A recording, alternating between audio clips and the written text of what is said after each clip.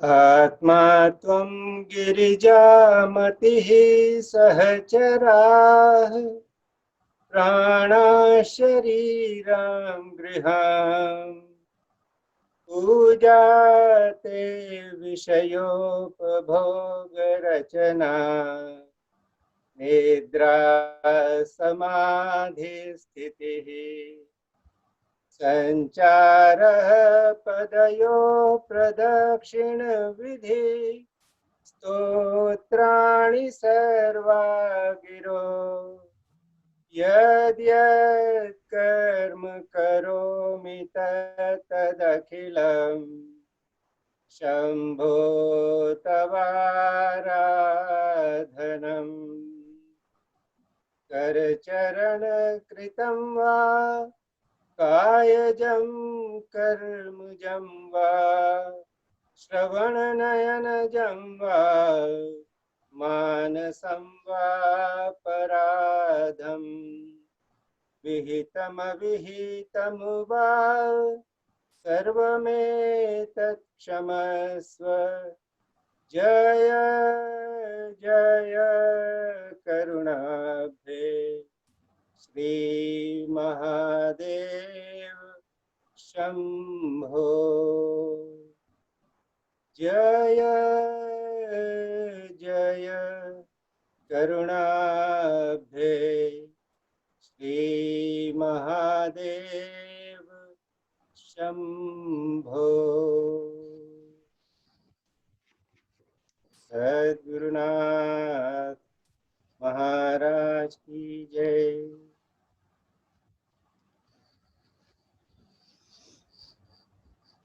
आप सभी का बहुत प्रेम से आज के वेबिनार में स्वागत है।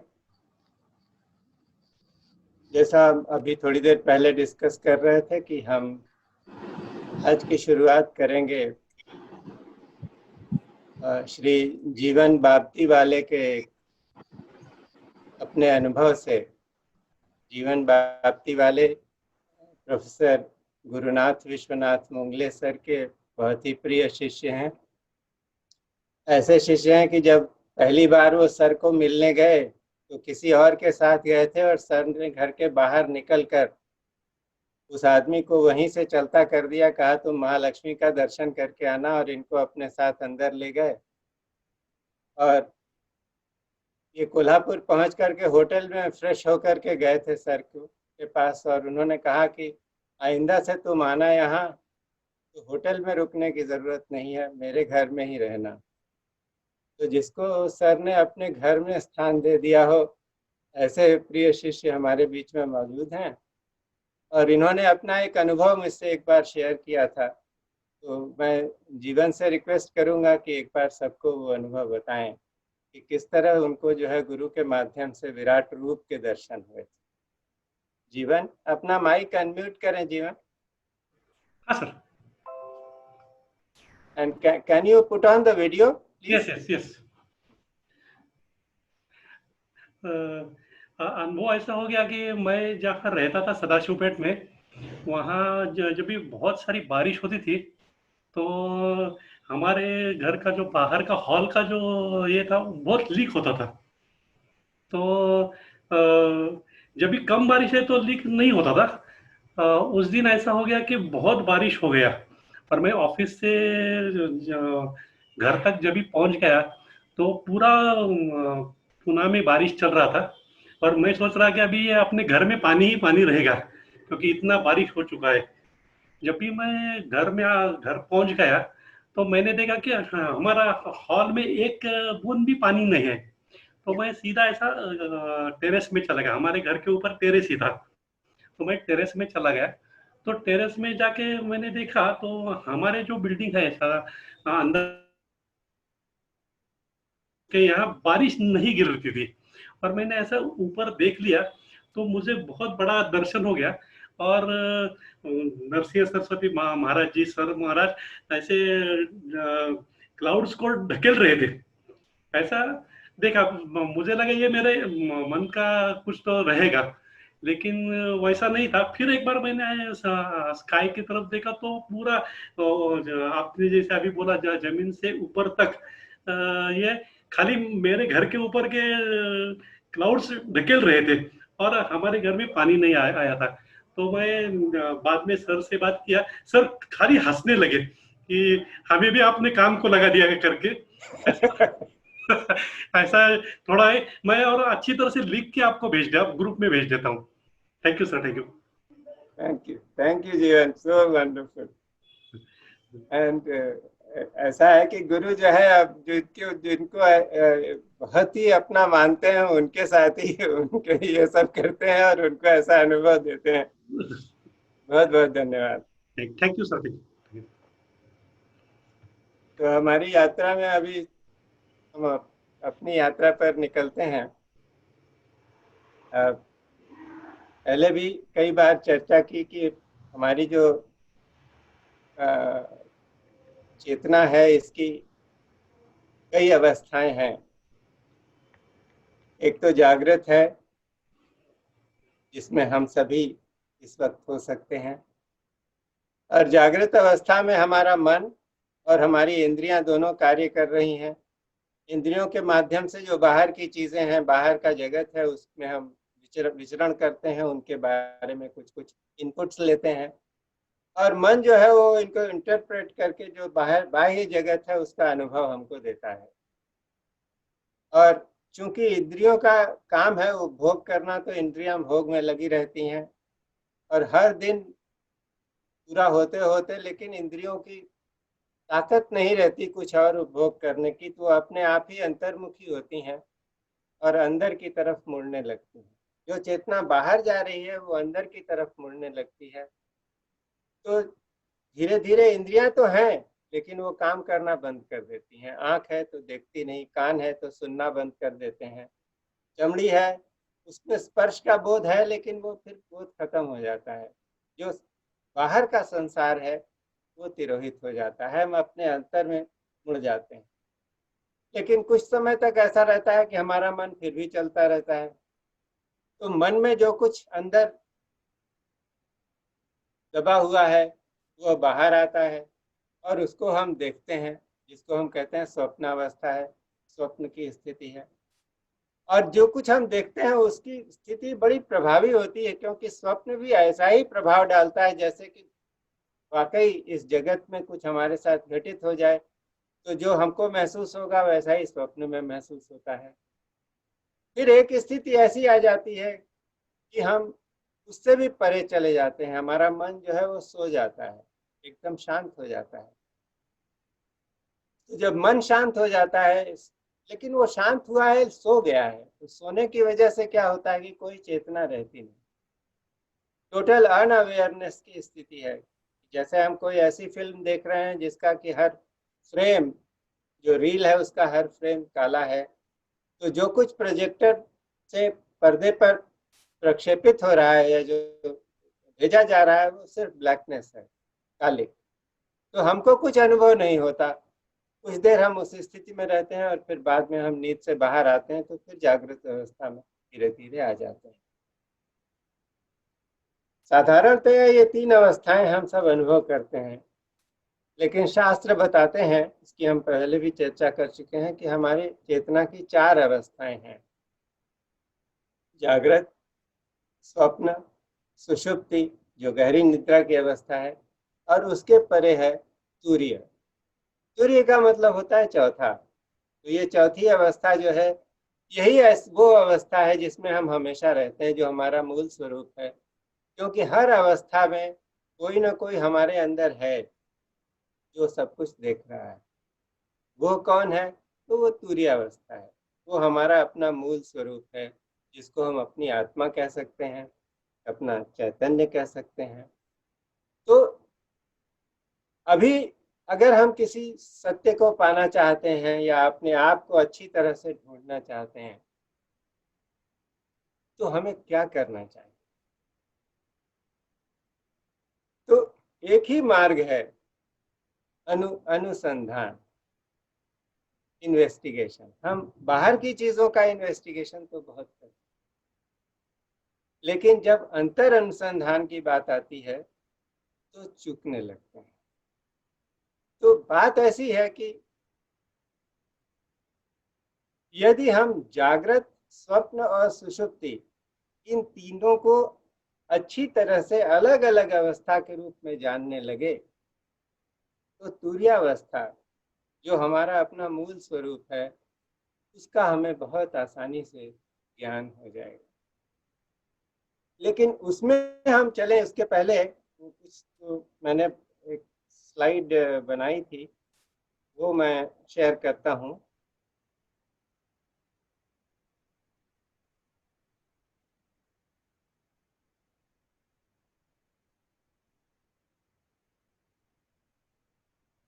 कि जैसे वेकिंग स्टेट है, इसमें जो है वो सेंसेस और माइंड दोनों जगे हुए हैं, वो अपना काम कर रहे हैं पूरी तरह से। फिर ड्रीम स्टेट में जाते हैं, जबकि सेंसेस तो सो गई लेकिन मन फिर भी जगा हुआ है। फिर डीप स्लीप स्टेट में जाते हैं, यहाँ पर मन भी सो गया है, कोई अवेयरनेस नहीं है, बिल्कुल घुप अंधेरा है। और इनके परे एक जगह है तुर्यावस्था। तुर्यावस्था जो है, इसमें मन और इंद्रियां दोनों साइलेंट होती हैं, सोई नहीं है, साइलेंट हो गई हैं। ये एक्सपीरियंसर है, ये विटनेस है जो सब कुछ देखता है। तो ऐसा लगता है कि ये तीनों से अलग अलग कुछ है, लेकिन असली बात ये है कि तुर्यावस्था जो है वो तीनों में शामिल है। जब हम जगते हैं तो हमारी आंख देखती है, लेकिन क्या हमारी आंख देखती है? इतनी चीजें हैं, आप अभी बैठे हैं कंप्यूटर स्क्रीन पर अपने देख रहे हैं, लेकिन वो कंप्यूटर या वो आपका मोबाइल जिस टेबल पर रखा हुआ है, क्या आप उस टेबल को देख रहे हैं? नहीं देख रहे। आप स्क्रीन को देखते हैं, तो जो मोबाइल का फ्रेम है क्या उसको देखते हैं? उसको नहीं देखते हैं। तो आंख देखने का काम करती है, लेकिन आंख अपने आप सब कुछ नहीं देखती। आंख की भी एक आंख है जो उसको देखने के लिए मजबूर करती है या देखने के लिए मोमेंटम देती है। तो वह आंख की आंख कौन है, ये जानने का विषय है। यही वो तुर्यावस्था है जो हमारे आंख की आंख है, क्योंकि ये हर वक्त जागृत अवस्था में हम सहते हैं, हम देखते हैं, लेकिन उस देखने में वो शामिल है। हम सुनते हैं, कोई चीज हम सुन रहे हैं, आप अभी हमारी बात सुन रहे हैं, तो जो आपके पंखे की आवाज होगी घर में या पीछे बैकग्राउंड में कोई नॉइज होगी, उस नॉइज पर आप ध्यान नहीं देंगे। क्यों? क्योंकि आप मेरी आवाज सुन रहे हैं। लेकिन अगर आप उस पंखे की आवाज को सुनना शुरू कर दें तो मैं क्या बोल रहा हूं वो आपको सुनाई नहीं। तो कान सुनते हैं, लेकिन कान भी वही सुनते हैं जिनके पीछे उस चेतना का प्रवाह होता है। उस तुर्यावस्था से जो चेतना है, वो जब चेतना उस माध्यम से उस तरफ जाती है तो उसको वो सुनता है। इसी तरह से बहुत तरह की गंध होगी, लेकिन नासिका वही गंध लेगी जिसमें चेतना इस तरफ प्रवाहित होगी। तो ये जो आंख की आंख है, कान का कान है, स्पर्श का स्पर्श है, आप बैठे हैं जहां पर, स्पर्श तो सब जगह जागृत है, लेकिन यदि बहुत हम अपने आप में निमग्न हो जाएं तो पता नहीं लगता है कि हम बैठे हुए हैं। अभी भी बैठे हैं तो हमारी सिट बोन्स कहाँ पर हैं, लेकिन हमारा हाथ कहाँ रखा है, हमारा शरीर किस तरह से हमने होल्ड किया हुआ है, इसके बारे में चेतना नहीं है। तो जहां पर आप अपने चैतन्य को ले जाएंगे, जहां पर अपनी अवेयरनेस को ले जाएंगे, उस चीज के बारे में अवेयर हम आप जान जाते हैं, जाग हो जाते हैं। तो ये जो अवेयरनेस है, यही वो तुर्यावस्था है। इसी तरह से जो स्वप्न होता है, तो स्वप्न में कौन देख रहा है? कोई तो हमारे अंदर है जो स्वप्न को देखता है। जब हम सोकर उठते हैं, जग जाते हैं, तो हमें बता देता है कि ये स्वप्न तुमने देखा था। कोई तो है जो उस स्वप्न में उस स्वप्न को प्रकाशित कर रहा है, तो वो भी तूर्य है। और इसी तरह से जब हम गहन निद्रा में होते हैं, कॉजल बॉडी में, तो भी ये तूर्य उसके साथ जुड़ा हुआ है, क्योंकि हमारे हर बॉडीली फंक्शन को, हमारे जो सेलुलर फंक्शंस हैं, हार्ट बीट है, ब्लड फ्लो है, हर चीज को अपनी तरह से चलाए रखता है। और उसको ये भी मालूम है कब हमको नींद से जगा देना है। कभी आपने महसूस किया होगा जब कहीं जाना होता है तो हमको 4 बजे उठना है, सुबह अलार्म लगाते हैं, लेकिन हम अपने मन में सोच कर सोते हैं कि हाँ 4 बजे उठ जाना है, तो अक्सर ऐसा होता है कि कुछ से कुछ मिनट पहले अपने आप ही नींद खुल जाती है। कौन है जिसे पता है कि हमको कब जगा देना? वो तुरियावस्था है। तो तुरिया अलग से कुछ नहीं है, वो हरेक में शामिल है। और सर चूंकि हरेक में शामिल है, इसीलिए हम उससे हमेशा गवर्न हो रहे हैं, उसके साथ हमेशा जुड़े हुए हैं, लेकिन हम उसके बारे में जानते हैं। एक्सक्यूज मी सर, सम कुछ लोग फोन पे देख रहे होंगे तो स्क्रीन को आप थोड़ा एनलार्ज कर दीजिए। उन लोगों को शायद अपने फोन की स्क्रीन पे छोटा दिख रहा है। आई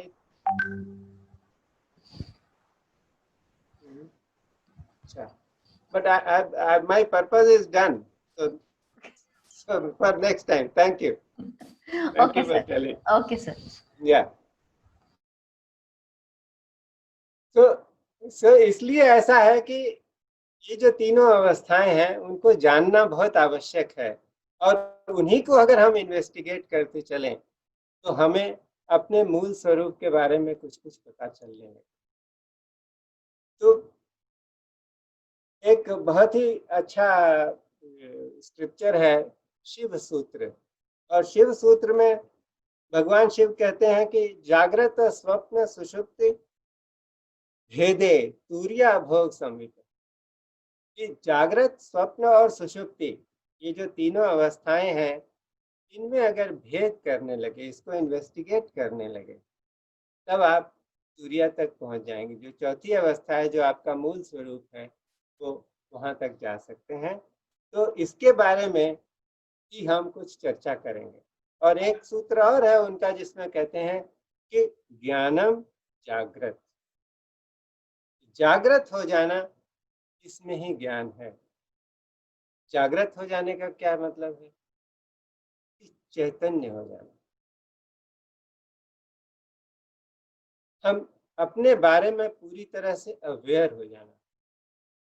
हमारे शरीर में क्या चल रहा है, हमारे हाथ कैसे मूव करते हैं, हमारे पांव कैसे चलते हैं, हम किधर जा रहे हैं, हमने शरीर को कैसे रखा हुआ है, क्या कर रहे हैं, इसके बारे में पूरी तरह से सचेत हो जाना है जागृत। और जब ये जागरण होगा तो ज्ञान अपने आप जगेगा। हम अक्सर ज्ञान का मतलब लगाते हैं कि कोई बहुत बड़ा शास्त्र पढ़ लिया हो, कोई बहुत बड़ी साइंटिफिक स्टडी की हो, रिसर्च किया हो, वो ठीक है, वो बाहर का ज्ञान है।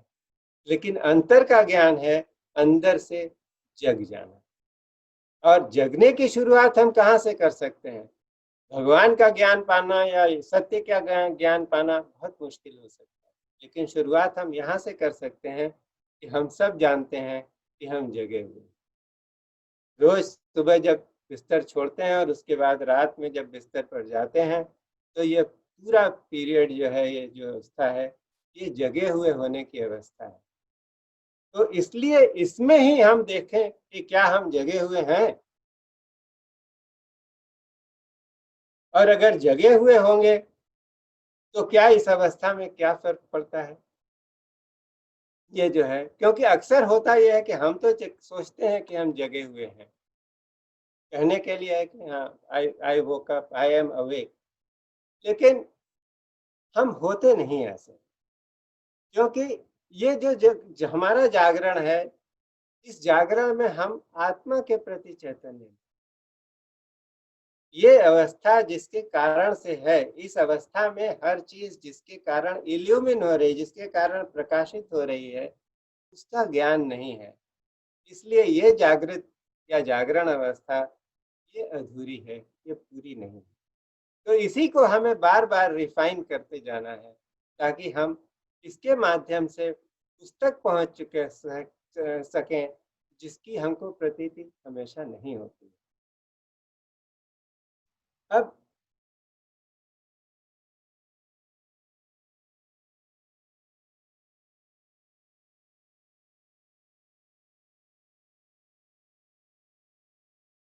कि जागरण होने का क्या अर्थ है। जैसे मैंने कहा कि हम जो कुछ कर रहे हैं उसके प्रति सचेत हो जाए, बेहोशी में जीना छोड़ दो। बेहोशी किस तरह से है कि हमने बहुत सारे जो है वो अपने अपने ये कॉन्सेप्ट्स बना रखे हैं, बहुत सारी मान्यताएं हैं, बहुत सारे आग्रह हैं, बहुत सारे संस्कार हैं। जीवन में कभी बचपन में गर्म चाय से जल गए थे, तो अभी 60 साल की उम्र होने की आई, लेकिन ठंडी चाय का प्याला भी हम फूंक फूंक करके ही पीते हैं। क्यों? क्योंकि आग्रह है उसका कि जल गए थे फिर जल जाए। तो इसलिए ऐसा है कि हम पूरी तरह से किसी स्थिति में मौजूद नहीं है। तो आवश्यकता इस बात की है कि हम अपने आप से हमेशा पूछें कि हम क्या मौजूद हैं। क्रोध आता है तो हम क्रोध में बह जाते हैं, कोई भी रिस्पांस होता है उस क्रोध के में रंगा हुआ रिस्पांस हम देते हैं। हम ये भूल जाते हैं कि जब ये क्रोध नहीं था या कोई वो किसी ने हमारे बटन्स पुश नहीं किए थे, तो उसके पहले तो हम थे। और 10 मिनट बाद जब वो क्रोध का आवेग खत्म हो जाएगा तो भी हम रहेंगे। लेकिन बीच में हमको क्या हो गया? क्या हम जगे हुए थे? एक एक धुआं सा आया, एक बादल आया, उस बादल में हम घिर गए और हमारा आचरण वैसा ही हो गया। ये क्रोध क्या है? ये बीच में आ गया एक धुआं है, लेकिन अनअवेयरनेस है, इसलिए हम उसमें फंस जाते हैं, उसमें ही बहने लगते हैं। दूसरी बात यह है कि चिंता आती है तो हम चिंता में मुब्तला हो जाते हैं। हमको अपनी पृथकता का, जिसमें उन्होंने कहा ना कि भेद करना है, कि हम अलग हैं, चिंता अलग है, इसका कोई बोध नहीं है। हम अलग हैं, क्रोध अलग है, इसका कोई बोध नहीं। हम अलग हैं, ये शरीर अलग है, इसका कोई बोध नहीं। भोजन करते हैं तो बहुत से लोग जो है वो खाते चले जाते हैं, पता नहीं रहता है कि शरीर को कितनी आवश्यकता है, कहाँ पर हमको रुक जाना है। तो पॉज लेने की बहुत जरूरत है। कोई भी चीज हो, किसी भी चीज में अपने आवेग में बह करके तो काम नहीं करना। एक सूफी संत हुआ है जुनैद, तो कोई आकर उसको गाली देने लगा, तो उसने उसको बोला कि मैं कल आकर तुमको जवाब देता हूँ।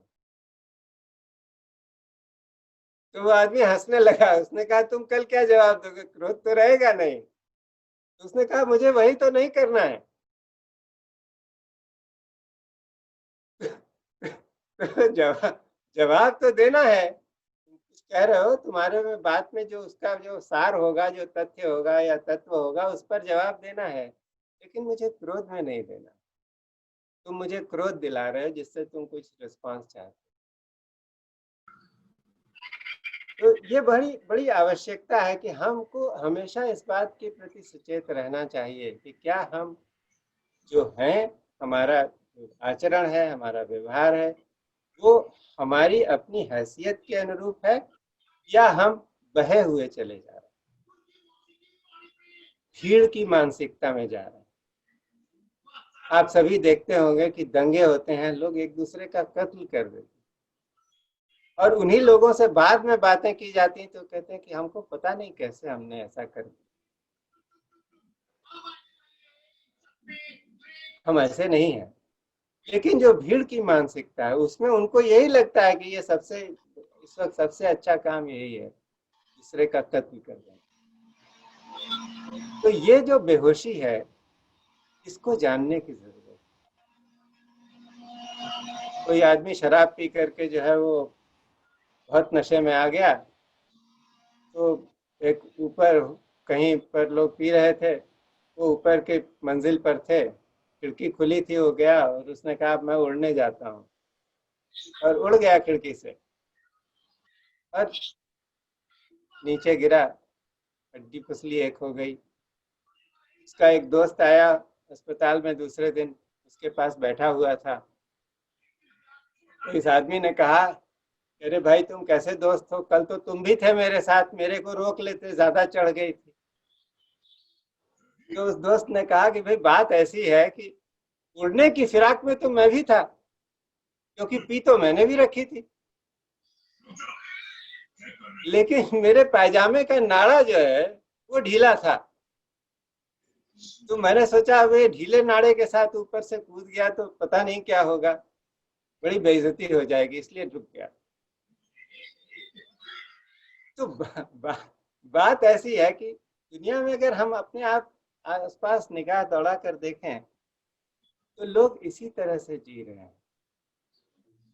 ठीक है, अस्पताल में नहीं है, हड्डियां टूटी नहीं है, लेकिन अपने आग्रह के भरोसे जी रहे हैं, और हर चीज का उनका रिएक्शन अपने आप से एक नियत है, उसमें फंस जाते हैं। एक सेकंड को पॉज नहीं लेते, और शायद पॉज लें तो जो करेंगे या जो करना चाहते हैं वो नहीं करेंगे। कभी कभी ये चीजें बड़ी अकस्मात हो जाती हैं। मुझे पॉज का एक जो अनुभव हुआ था, पता नहीं मैंने शेयर किया था पहले, तो ये रिपीटिशन हो जाएगा, कि ऑफिस में एक बार हमारे एक सीनियर कोलीग किसी बिना किसी कारण के मेरे ऊपर बहुत जोर जोर से चिल्लाने लगे, गर्म हो गए, और मेरे को क्रोध आ रहा था। पहली बार मैं अपने उस क्रोध का साक्षी हुआ। मैंने देखा कि क्रोध आ रहा है, मेरी कनपटी गर्म हो रही है, क्या क्या आवाज, क्या क्या उनके लिए उत्तर मेरे मन में घुमड़ रहा है कि इनको ऐसा बोल दूं तो इनकी खेती हो जाए। और लेकिन तभी उसमें चूंकि मैं अपने आप अपने क्रोध का दृष्टा हो गया, वो पॉज मिल गया, तो मैं अपने आप ही बदल गया। जैसे मैंने उस पूरे वस्तु स्थिति को या घटनाक्रम को अलग से देखा, एक विटनेस की स्थिति। और मैंने देखा कि वो जो हमारे सीनियर थे, वो गुस्से के मारे में उनके मुंह से झाग निकल रहा था, उनकी गाल जो है वो ट्विच कर रहे थे। तो मुझे लगा कि ये आदमी तो, ये मेरी करुणा इसको चाहिए, ये मेरे क्रोध के लायक नहीं, ये करुणा के लायक। और मैंने उनको बोला कि सर आप अपने कमरे में जाइए, हम थोड़ी देर में आते हैं, बात करें। और बाद में पता नहीं उनको कैसे अपने आप ही लगा, और वो खुद ही अपने मेरे कमरे में आए जबरदस्ती करके, कि उन्होंने फोन किया कि मैं आता हूँ। मैंने कहा नहीं मैं ही आता हूँ, बहुत सीनियर थे मेरे से। उनका नहीं, मैं आऊँगा। और आकर उन्होंने कॉफ़ी पी, माफ़ी मांगी, और मैंने उनको कहा कि सर आप नहीं जानते कि आपके माध्यम से आज मुझे कैसा अच्छा अनुभव मिला है। You have been God's instrument in my life. तो मैं आपसे नाराज बिल्कुल नहीं हो सकता, लेकिन उन्होंने कहा कि जब तक तुम मुझे माफ नहीं करोगे मैं तुम्हारे कमरे से नहीं। और मैंने इस जब पूरे घटनाक्रम पर विचार किया तो मैंने देखा कि चूंकि पॉज लिया था एक, उस पॉज से मेरा तो कल्याण हुआ ही, मैं उस खामखा उस गुस्से से बच गया। पहली बार मुझे अपना गुस्सा दिखाई दिया, लेकिन उनके अंदर भी जो बेस्ट पॉसिबिलिटीज थी वो उभर कर बाहर आ गई। तो जीवन हमारा कैसे भी चल रहा हो, हम जिस तरह से भी जी रहे हैं, ये बात देखने की है कि हम हर चीज सोच समझ कर करते हैं, क्या वाकई जगे हुए हैं? यदि जगे नहीं है तो क्या कर सकते? तो इसलिए आप सभी एक काम करना, कल से जब भी सोकर उठो, जब से चलना हो तो एक एक कदम ध्यान देकर कौन चल रहा है, खाना है तो कौन खाना खा रहा है, बोलना है तो कौन बोल रहा है, सुनना है तो कौन सुन रहा है। इस बात के प्रति सचेत होकर, बहुत जल्दबाजी है लोगों को, बहुत चीजें ऐसी हो रही हैं जिसमें कि हम बहते चले जा रहे हैं बिना इस बात को सोचे हुए या जाने हुए या अनुभव किए हुए कि हम कहाँ जा रहे हैं। तो इस धारा को तोड़ना होगा, सचेत होकर जानबूझकर किसी भी चीज में उतरने की कला सीखनी पड़ेगी। और ये कला आसान नहीं है, क्योंकि जो काम हमने हजारों सालों से किया है, इतने जन्मों में किया है, उसको बदलना एकदम से आसान नहीं। लेकिन कहते हैं कि बूंद बूंद करके सागर भर जाता है, तो कहीं से भी शुरुआत तो करनी पड़ेगी। और इसीलिए कहा है कि ज्ञानम जागृत, कि ज्ञान जो है ऐसी चीज नहीं है जो कहीं और से कोई आकर उंडेल कर आपको दे दे। आपको अपने जागरण से, अपनी हैसियत में, उसे अपने अनुभव में ढालना। मुल्ला नासिरुद्दीन को किसी ने लेक्चर के लिए बुलाया। मुल्ला जी गए और उन्होंने कहा कि जिसने भी इनको इंट्रोड्यूस किया, उन्होंने बड़ी चर्चा की, कहा कि ये बड़े ज्ञानी पुरुष हैं, ये तो सब कुछ सबको एकदम एनलाइटनमेंट दे सकते हैं। तो उनको बोला कि अब आप कुछ बोलिए। तो खड़े हुए, उन्होंने फारसी में 2 शब्द कहे। एक का अर्थ था कि मैं नहीं जानता, और दूसरे का अर्थ था कोई भी नहीं जानता, और उतर गए। बड़ी लानत मलामत हुई, लोगों ने बड़ी थुक्का फजीहत की, गाली गलौज की, लेकिन मुल्ला ने कहा कि जो मुझे कहना था मैंने कह दिया, इससे आगे क्या कहूँ। तो बात यही है कि किसी के सुनने से, किसी के जानने से, किसी किताब के पढ़ने से ज्ञान उदित नहीं होगा। वो जो ज्ञान है वो अपने अपनी धरोहर है, और उसको अपने अनुभव से प्राप्त करना पड़ेगा। इसीलिए बहुत से लोगों का उदाहरण है जिन्होंने कभी कोई चीज पढ़ी नहीं, कभी कुछ ऐसा पाया नहीं, लेकिन वो चेतना के उस शिखर पर पहुंच गए कि जो कुछ वेदों में लिखा है वो उन्होंने अपने आप बोल दिया। कबीरदास जी इसके उदाहरण हैं, संत रैदास इसके उदाहरण हैं। तो ये हम सबको ही अपना कबीर बनना पड़ेगा, अपना रैदास बनना पड़ेगा, अपने अनुभव से जानना पड़ेगा। और उसकी शुरुआत हम कहाँ से कर सकते? जागृत अवस्था से। क्या हम वाकई जगे हुए हैं? अपने आप से ये हमेशा पूछना चाहिए।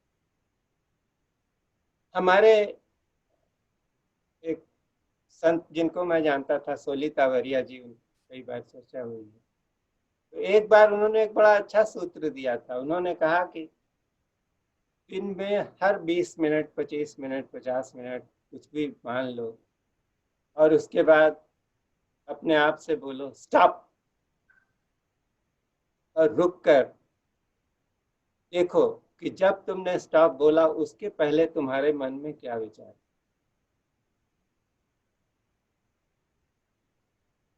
तो मैंने पाया कि ज्यादातर जो विचार था वो तो स्मृति का था, मेमोरी। अब स्मृति से किसका भला हुआ है? क्योंकि जो पास्ट में हो गया वो आज किस काम का? तो हम या तो स्मृति में जी रहे हैं या फ्यूचर में जी रहे हैं।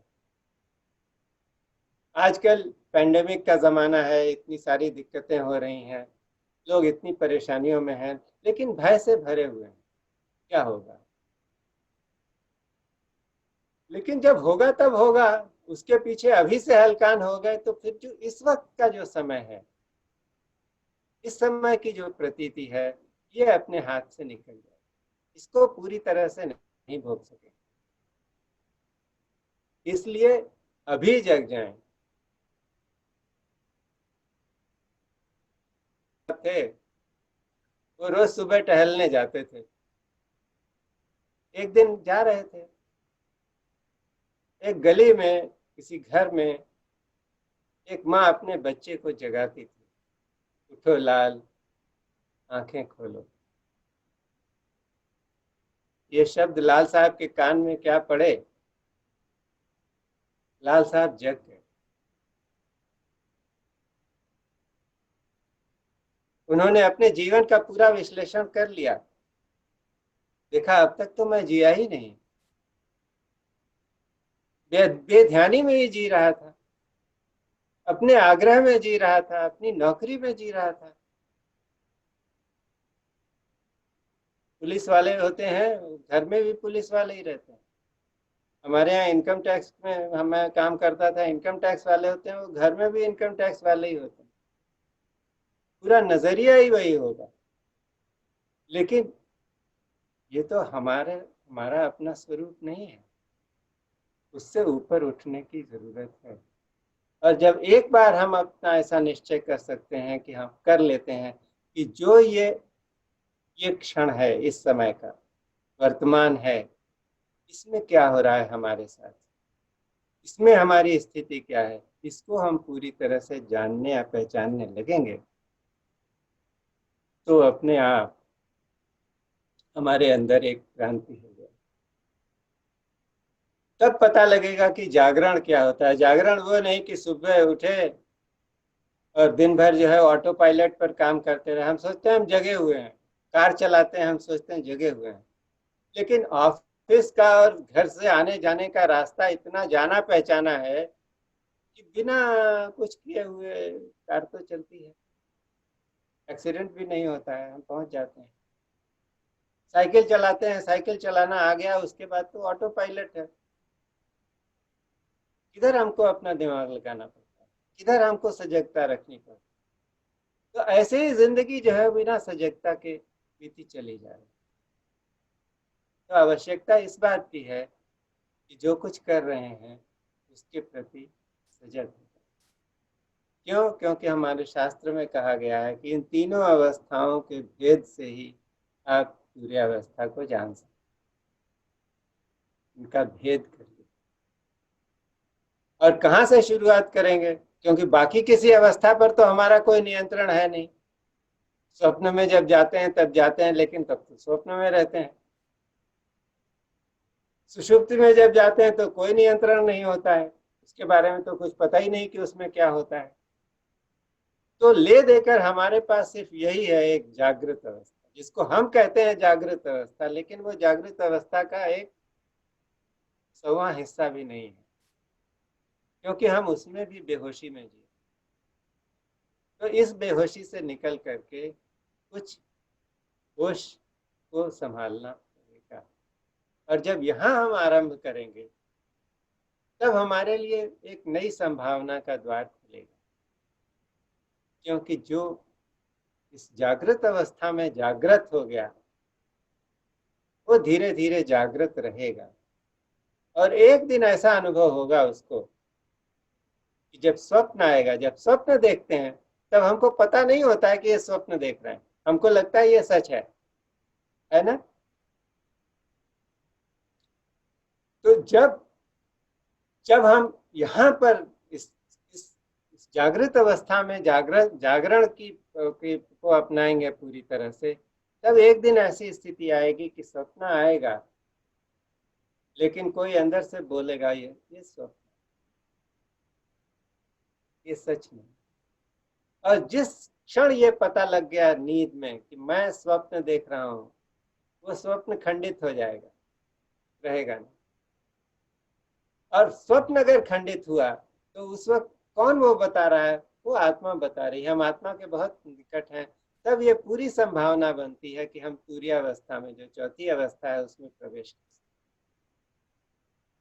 और जब स्वप्न खंडित होने लगे तब इस बात की बहुत अच्छी संभावना बनती है कि हम होश के साथ निद्रा, जो सुषुप्ति है, उसमें प्रवेश करें।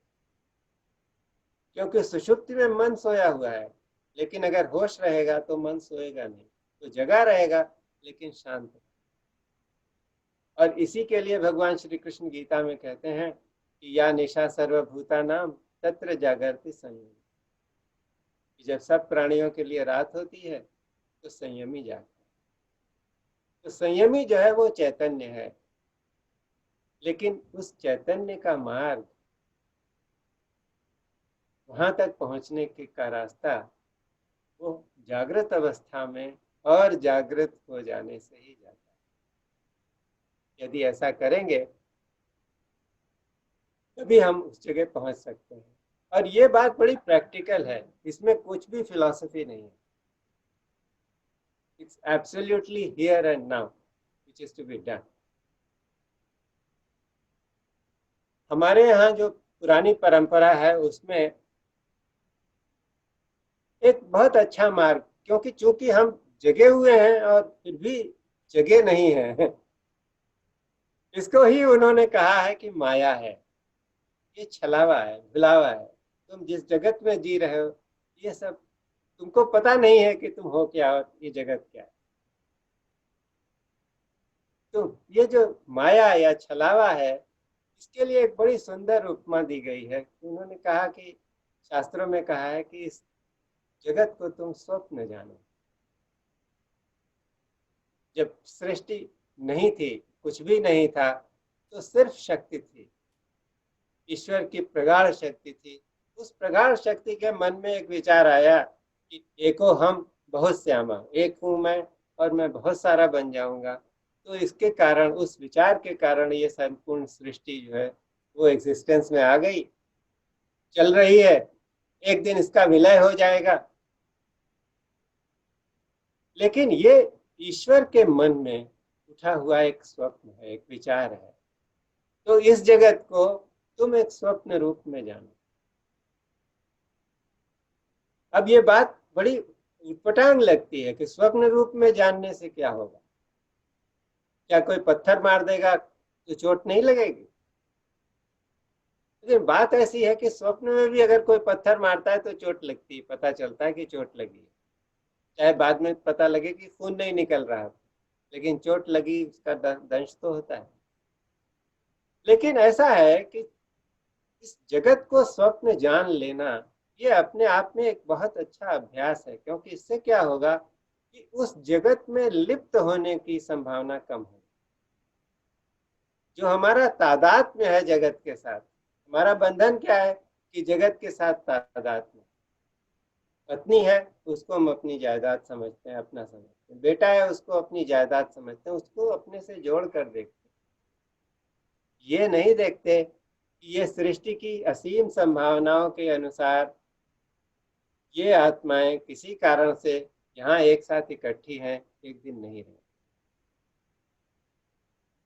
और सब अपने अपने किसी न किसी कर्म के कारण आई हैं एक दूसरे के संपर्क में और फिर चली जाएंगी। तो ये जो तादाद में है हमारा, इसके कारण बंधन है। तादाद में टूटेगा तो बंधन टूट जाएगा। हम नौकरी करते हैं तो पूरी तरह से अपने जॉब के साथ तादाद में है, अपने क्रोध के साथ तादाद में है। जिस जिस धारणा को हम मानते हैं, जिस इज्म को मानते हैं, उसके साथ तादाद में है। लेकिन हम वो है नहीं, हम वो उसमें से कोई भी चीज नहीं।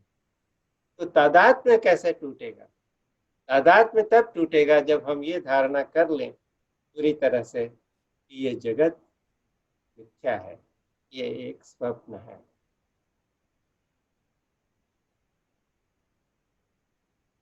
योग वशिष्ठ जो है वो बहुत ही एक महत्वपूर्ण ग्रंथ है। गुरु वशिष्ठ ने श्री रामचंद्र जी को जो उपदेश दिया उसका संकलन है योग वशिष्ठ। अब ये बड़े आश्चर्य की बात है कि जो भगवान है, जो ईश्वर है, जो सब कुछ सर्वज्ञ है, वही पैदा हुआ है, लेकिन उसको भी इंस्ट्रक्शन की जरूरत पड़ी है। क्योंकि मानव देह में आकर के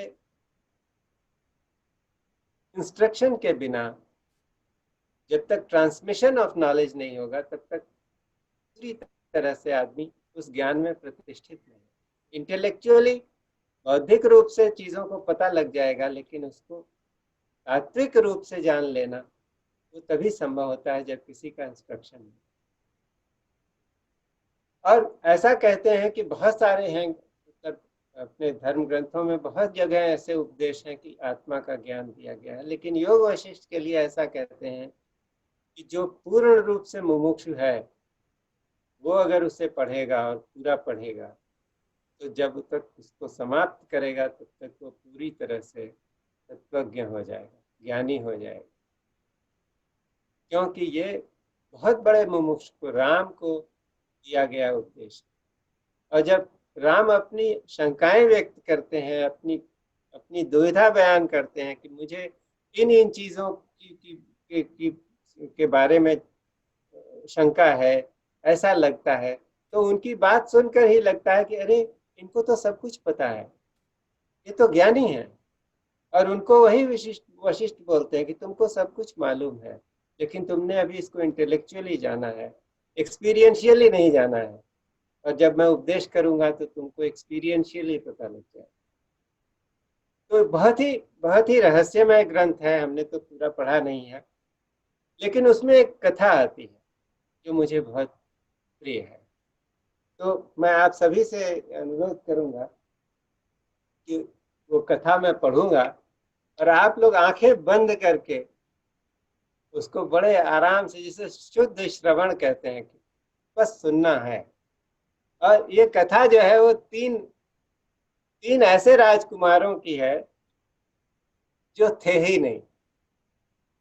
ये बात सुनने में बड़ी अटपटी लगेगी कि जो है ही नहीं उसकी क्या कहानी है, लेकिन ये कहानी उसी की है।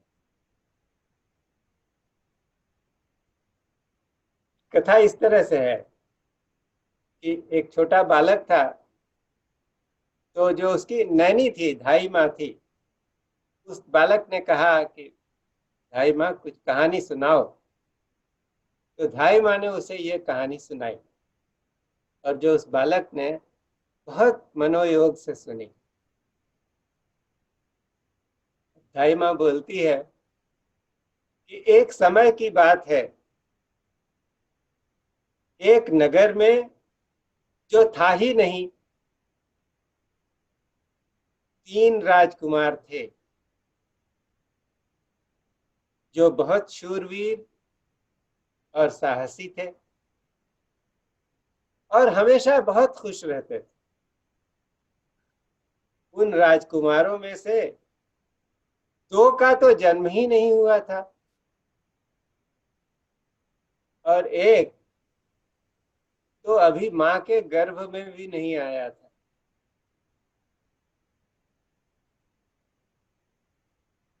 दुर्भाग्यवश उन राजकुमारों के सारे सगे संबंधी मृत्यु को प्राप्त हो गए। अब कोई रहा नहीं, तो राजकुमार अपनी नगरी छोड़कर कहीं अन्यत्र जाने के लिए निकल पड़े।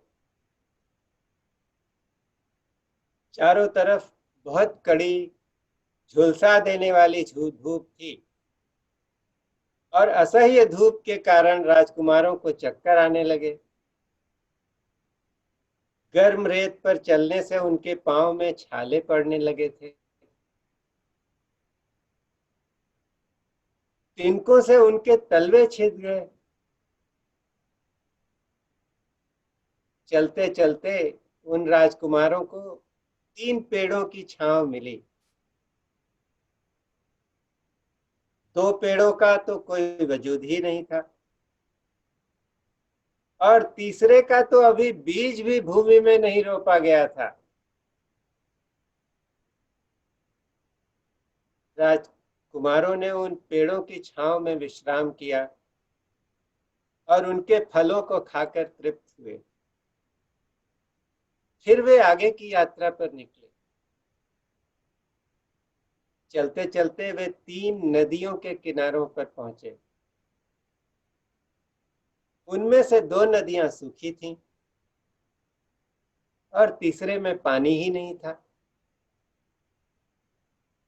राजकुमारों ने इन नदियों में स्नान किया, जो बहुत स्फूर्तिदायी था। उनके ही जल से उन्होंने अपनी प्यास बुझाई। फिर उन्हें एक महानगरी मिली, जिसका निर्माण अभी होने ही वाला था। उन्होंने उस महानगरी में प्रवेश किया तो वहां उन्हें अद्वितीय रूप से सुंदर 3 महल देखने को मिले। 2 महल तो ऐसे थे कि अभी बनना ही नहीं शुरू हुए थे, और तीसरे में कोई दीवार नहीं थी। राजकुमारों ने उन महलों में प्रवेश किया और वहां पर उन्हें सुवर्ण के 3 पात्र मिले। 2 पात्र तो ऐसे थे कि उनके 2-2 टुकड़े हो चुके थे, और तीसरा तो चूरा चूरा हो रखा था। राजकुमारों ने वही पात्र लिया जिसका चूरा चूरा हो गया था। फिर उन्होंने 99 चावल में से 100 चावल के दाने निकालकर जो बचा उस चावल को उस पात्र में पकाया,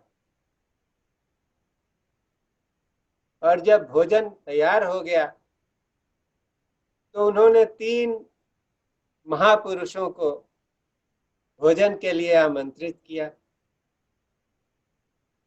उनमें से 2 महापुरुष तो ऐसे थे कि उनका कोई शरीर न था, वे अशरीरी थे, और तीसरे का मुख नहीं था। जब इन महापुरुषों ने भोजन कर लिया तो बचे हुए अन्न को राजकुमारों ने प्रसाद रूप में ग्रहण किया। उन्हें यह प्रसाद पाकर बहुत आनंद हुआ, और इसी तरह वे उस महानगर में बहुत लंबे समय तक सुख शांति से रहे। ढाई माँ ने कहा, मेरे बच्चे, ये बहुत प्रसिद्ध और बहुत रहस्यमय कथा है, और इसमें एक बड़ी रहस्यमय शिक्षा निहित है। इस पर सतत मनन करते रहना और इससे सीख लेते रहना। ऐसा करोगे तो बड़े होने पर तुम बहुत बुद्धिमान माने जाओगे।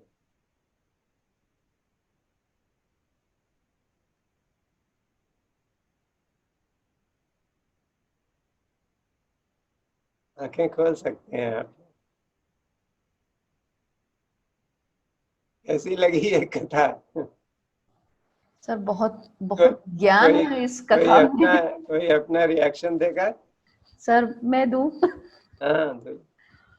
सर एक तो प्ले ऑफ माइंड दिखा रहा है, माया को बता रहा है, creation and destruction at the same time happening, illusions, ये सब चीजें साथ साथ हो रही हैं।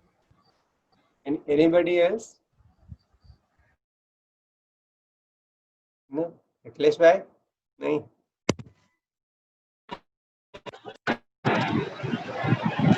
Hello sir, I am audible?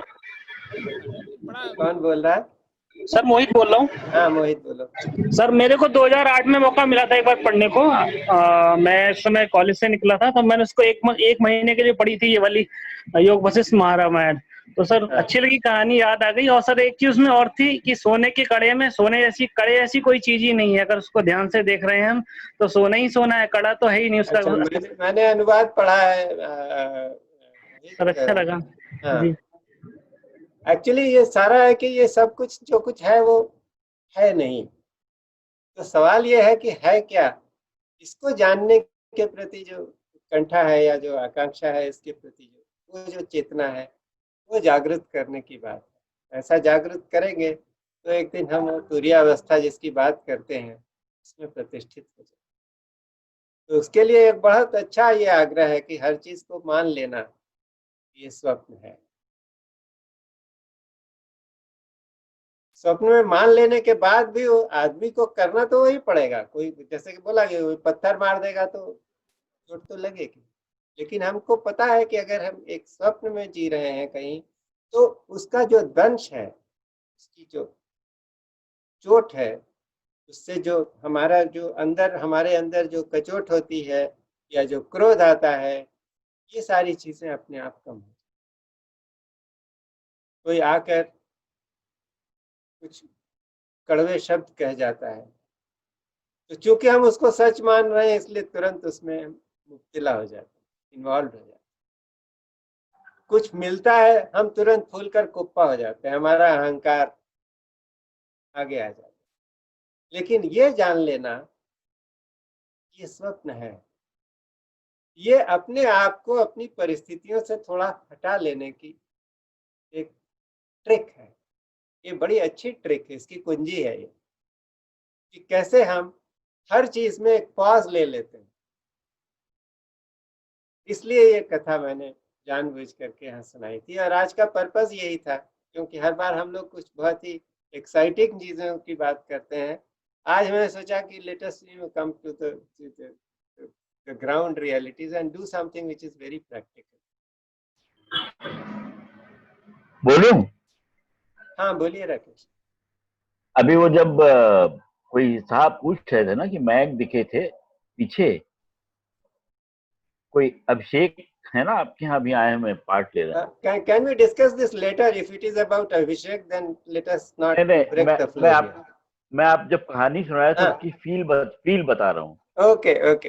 हाँ, तो मुझे लगा जो मेरा नहीं है, मैं हाँ। उसको सोच के खुश हो रहा था। नहीं, ये तो है कि वो हमारे यहाँ जो शास्त्रों में इसके बारे में कहा है कि रज्जु में सर्प का आरोपण, ये तादाद में है कि रस्सी पड़ी है और हम उसको सांप समझ लेते हैं, और सांप पड़ा हुआ है तो उसको रस्सी समझ लेते हैं। तो दोनों ही चीजें होती हैं। तो इसलिए ये कि जो नहीं है उसके बारे में अपनी धारणा से किसी चीज को आरोपित कर देना, तादाद में स्थापित कर लेना, उसको तोड़ने की ये प्रक्रिया है बहुत अच्छी। ये जान लेना, ये स्वप्न। Thank you. नमस्ते गौर अंकल, सबको नमस्ते। जस हियर। हाँ जस बोलो बेटा।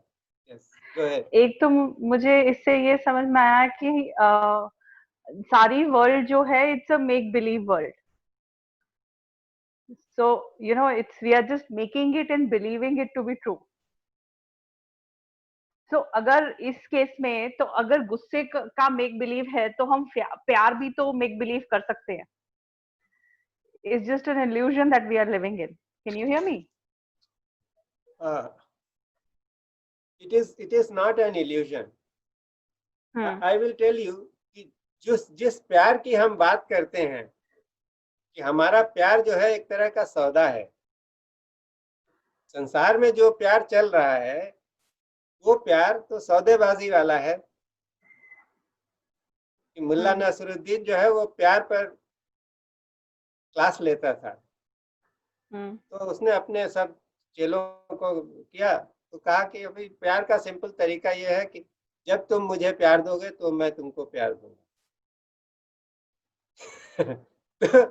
तो ये जो है ये मेक बिलीव है, ये विजन है। लेकिन प्यार तो है, कौन सा प्यार है जिसकी वजह से पेड़ अपना फल दे देते? किसी से जाति नहीं पूछते, किसी से धर्म नहीं पूछते। कौन सा प्यार है जिससे सूरज रोज निकल कर बाहर आ जाता है? किसी दिन ये नहीं कहता कि आज मैं कैजुअल लीव ले लेता हूँ, आज छोड़ो कहाँ जाना है। बिल्कुल। कोई प्यार तो है जो धरती माँ सबका बोझ उठाती है और किसी पर अपना बोझ नहीं डालती। तो ये प्यार जो है ये एक्चुअली ये प्यार ही है जो कि इस पूरी सृष्टि को बनाए हुए। हाँ जी। लेकिन जब हम जिस प्यार में हम हैं, जब पढ़ते हैं जो सांसारिक प्यार है, उस प्यार में क्या है? ओनरशिप है, उसमें अटैचमेंट है।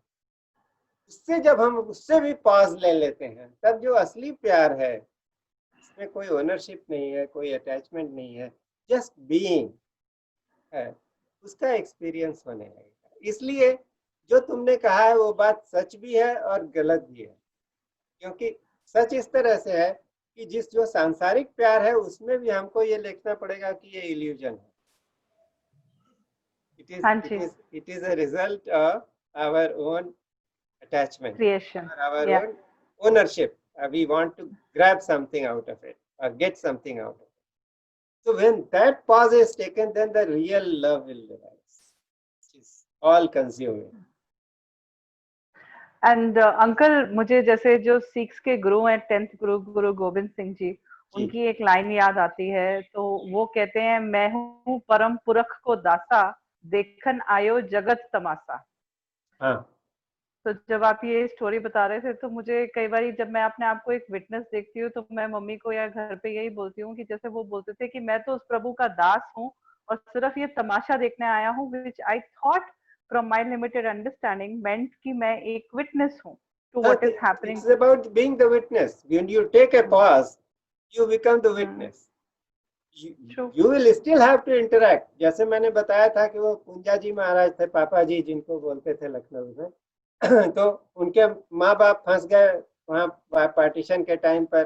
उन्होंने चिट्ठी भेजी कि बेटा बहुत हम खतरे में हैं, हम बूढ़े लोग हैं, उसमें से नहीं आ सकते, आकर हमको यहाँ से निकालो।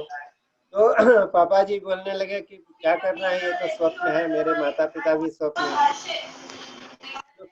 कैन समबडी जस्ट माता पिता स्वप्न में है। तो लोगों ने जाके जब रमन महर्षि को बताया तो रमन महर्षि ने उनको बुलाकर यही कहा कि ठीक है, वो माता पिता स्वप्न में है, लेकिन वो स्वप्न तो भगवान का है, तुम्हारा स्वप्न नहीं है। और उस स्वप्न में भी हो तो तुम्हारे माता पिता हैं, ये भी स्वप्न है, तो उस स्वप्न में भी तुम बेटे तो हो, तो जाकर बेटे का हक अदा करो और उनको ले आओ निकाल कर। तो सवाल ये है कि हमको जब पॉज लेंगे तो हमें पता लग जाएगा कि हमारी हैसियत क्या है, लेकिन काम तो हमको सारे इस जगत के करने ही पड़ेंगे जो हमारी जिम्मेदारी है। लेकिन That's so beautiful. हाँ, उस काम में हमारे एक अलग से नफासत, एक खूबी, एक बहुत बहुत खूबी आ जाएगी जिसको हम बड़ी अच्छी तरह से अंजाम दे सके। बात इसकी है। बहुत सुंदर, very deep. Thank you so much uncle, thank you. So I think we can meditate now for a bit. Or somebody else wants to share something? Nobody? Okay. We will meditate. So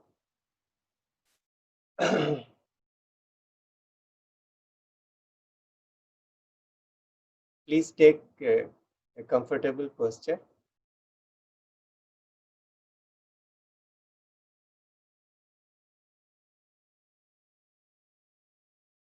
And become aware of how you are holding your body.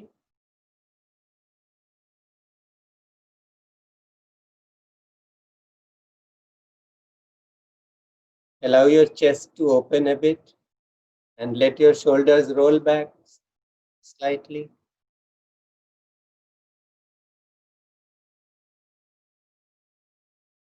So that there is more space for breath to come in.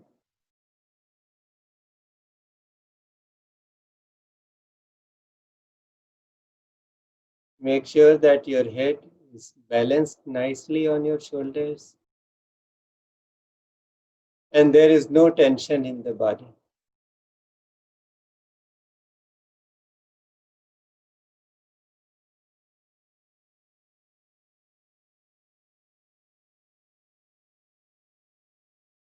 If there is any tension,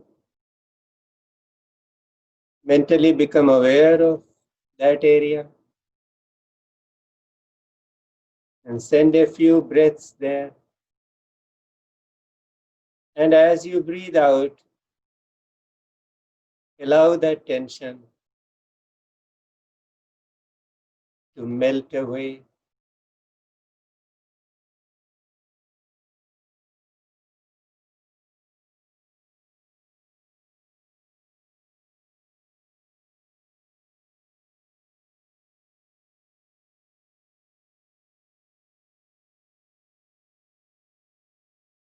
Now start paying attention to your breath. And you will notice that your breath is becoming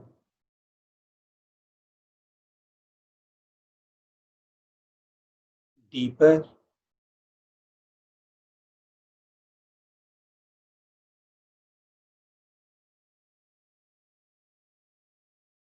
You don't have to make any effort to breathe deeply.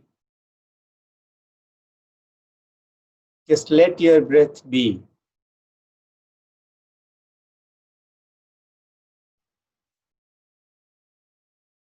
It is as if the air outside is breathing into you and out of you. You can visualize the waves coming onto the shore at a beach by their own power and then receding back into the ocean by their own power.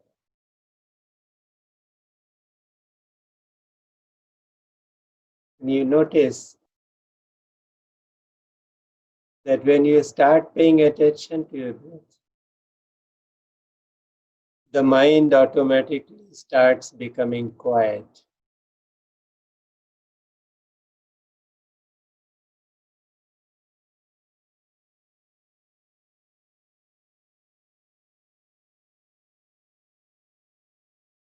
Enjoy the state of quiet that has descended upon you.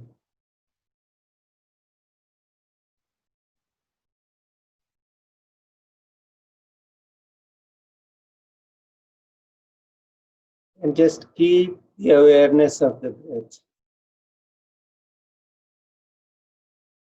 Breathe in,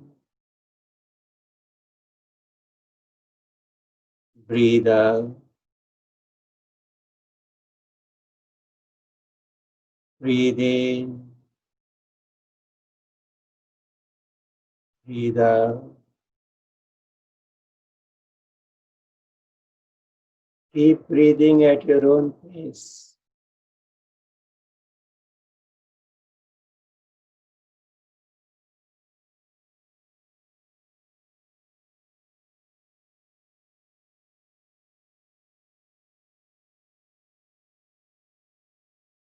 If thoughts arise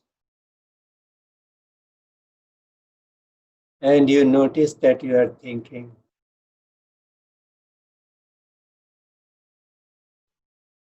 do not pursue your thoughts.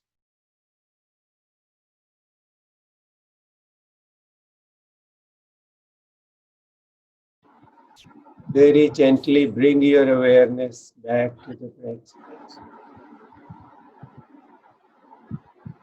Breathe in, breathe out. Breathe in, breathe out. Rest in the awareness of your breath.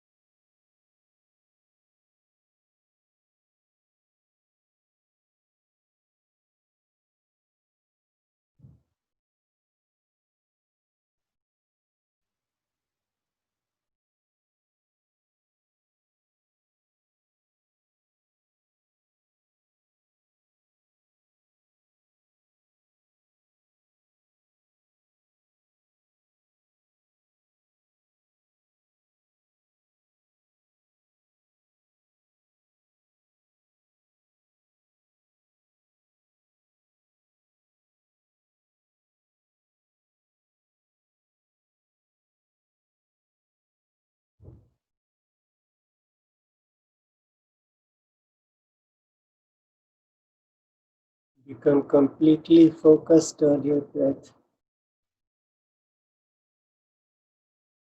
Breathe in, breathe out, breathe in, breathe out.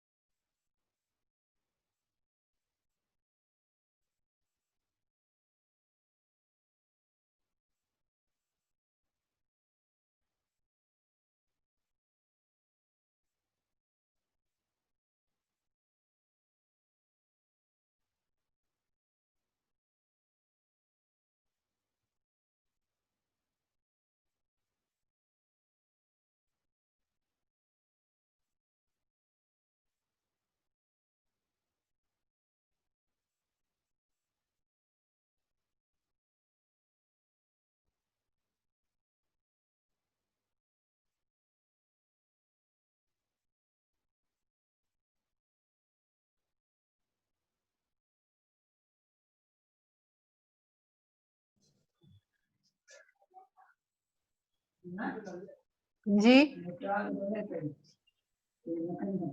अच्छा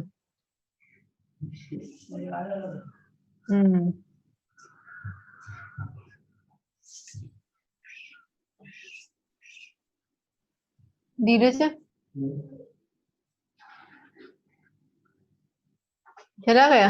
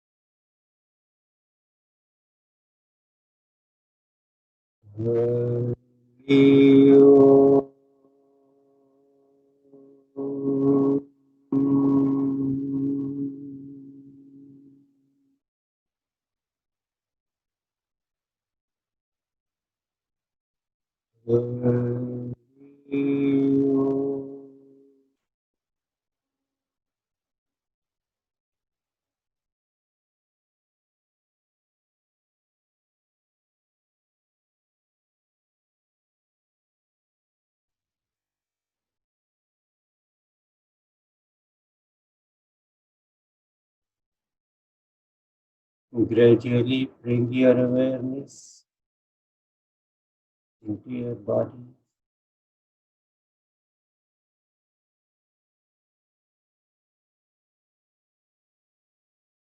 With closed eyes, become aware of everything else in your room or wherever you are. And when you are ready, you may open your eyes very, very gently.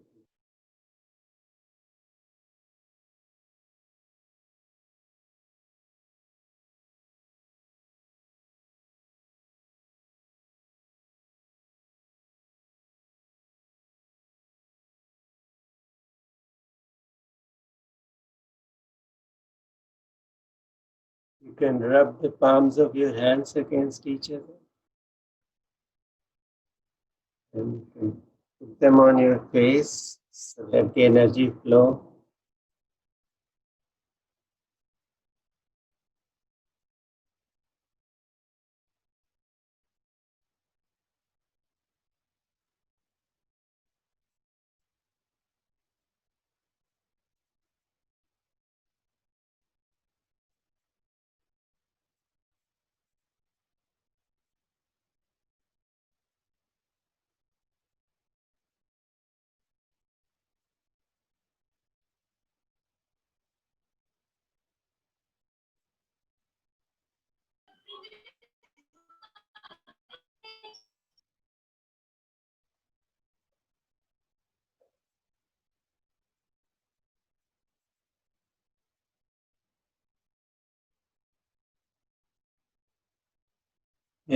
Anybody wants to say something? Anything? An experience share or a question, whatever.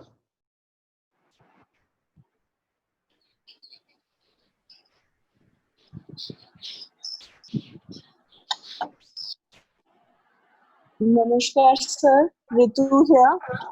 हाँ रितु बोलो. Hello, sir. Everything is so nice. पूरा मतलब इतना knowledge, इतना ज्ञान, इतना सब कुछ मिल रहा है. I cannot express my gratitude towards Thank all you. this. Thank you, Ritu. We what are all I'm getting. together. I don't know whether I'm visible. Another thing I just wanted to ask, when you were speaking about Turya Avastha, Yeah. all those 4 stages, where does sleep paralysis come into picture? What? Sleep paralysis. Sleep paralysis. What is that? Sir, this is something which I'm experiencing since childhood, where it was very, I used to experience it a lot as a child, and of late also. But recently, abhi thoda reduce ho gaya hai. When you go to sleep, and you're absolutely conscious, and you are in a state of, you are dreaming, but you are absolutely aware about your surroundings as well as of the dream. And where your body is kind of paralyzed and you're not able to wake up your body, but your mind is completely working in that state, in that stage. So this is called a sleep paralysis. How is it considered a disease or something? No, I don't think so. It's a disease. It's considered abnormal. For me, it is a normal thing, so I cannot say it's an abnormal thing. Actually, it's a common occurrence for me. It's a gift of God to you, and it's the result of sadhana of past lives. Medical fraternity may consider it as an abnormality, but I don't know. It was in that stage you are really scared, as if you have a drowning feeling in that. But so far as I see it now, earlier I was really scared of it. कि मतलब ऐसा लगता था कि सोना छोड़ देना चाहिए, आंख बंद करते ही इस स्टेज में पहुंच जाते हैं. But it's a great, spiritually it's a great experience. So, I think we will talk about it later, maybe in private. Yes, absolutely, sir. Yeah. Absolutely. Okay. And about that story, sir. Yes. I feel while you were telling that story, as if, everything exists for you. Everything exists already. It is up to you to make your choices, and you can experience according to the choice you have made, which becomes your reality. Yes. I don't know if I mean, that is what I felt about the story. You see, yes, in a certain way it is. Yes, yes. So that's it. I shared it in a different. I mean, you are talking in terms of manifestation. How your own thoughts and your free will starts manifesting things. But I shared it in the context of pointing out that all concepts have to be dropped, and only then perhaps you can realize that bliss. क्योंकि उसमें तीनों राजकुमार बड़े खुश होकर बहुत दिन तक रहे। तो खुश क्यों थे? क्योंकि ऐसा उन्होंने सब कुछ ले लिया, उसको जो भी हुआ उसको बड़े अच्छे से ले लिया। So that is perhaps the moral of the story. And they were happy even when they were not existing. Yes. So that's the beauty of the story. That it's all a dream. Yes. And the moment we start visualizing that what is happening to us is a dream, we automatically distance ourselves from it. We get into that state from where we look at everything from a distance. We don't get involved so easily. Yes, sir. Absolutely. Okay. Anyone else? Thank you, sir. Thank you, Ritu. Thank you for sharing. Sidhu साहब कुछ बोलेंगे?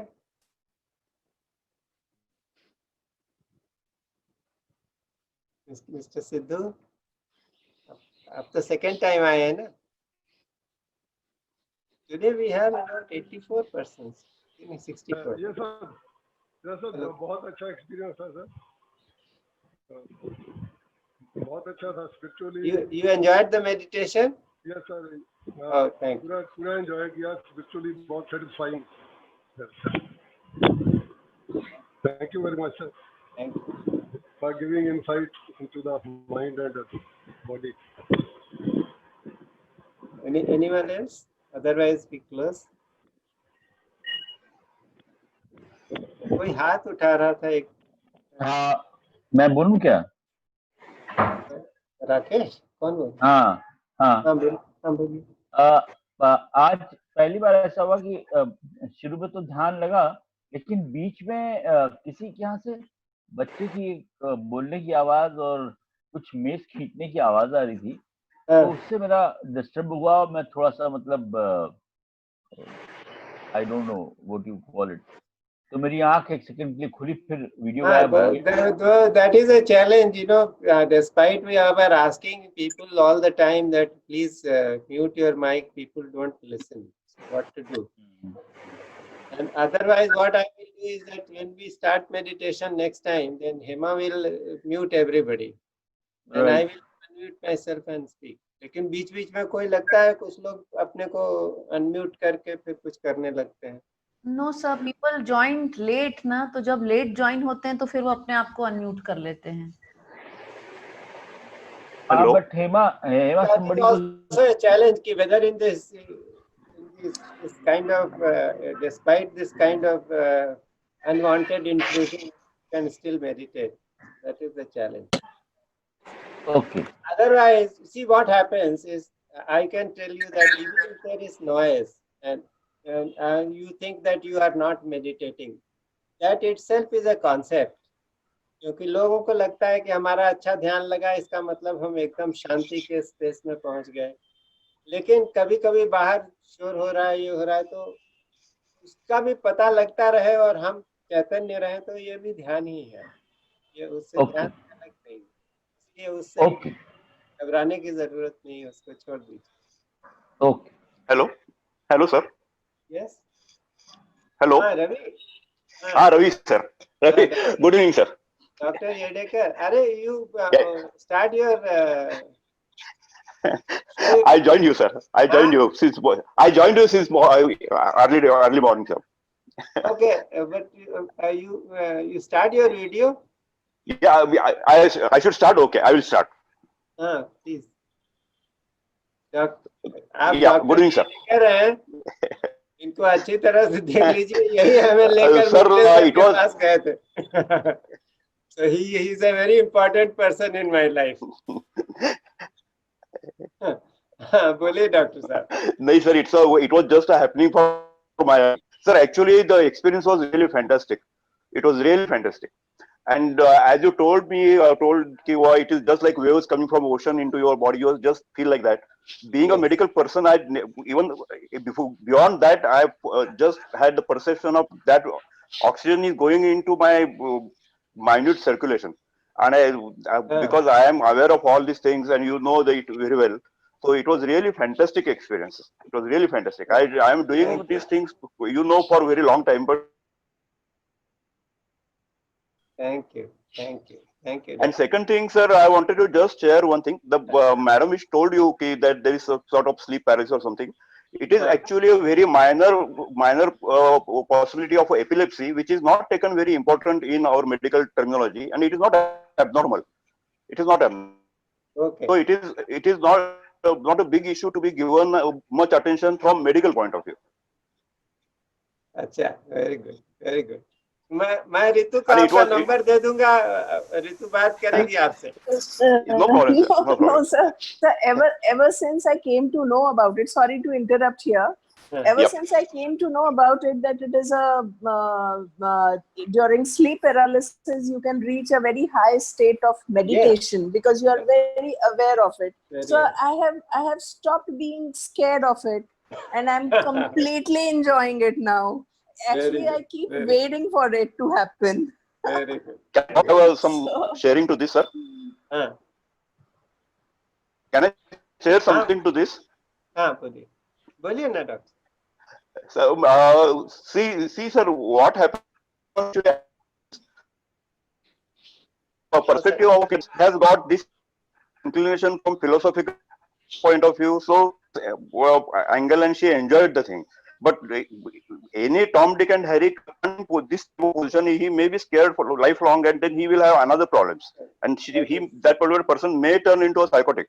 But Madam has got additional benefit of being a spiritual in a psych. That is my personal Yes, perspective. she is a Yog Bhrashta. What we call a Yog Bhrashta, somebody who has done a lot of sadhana in previous life and has started again. Sir, that was really good. Thank you, sir. Thank you, Dr. Sir. Thank you. Anybody else?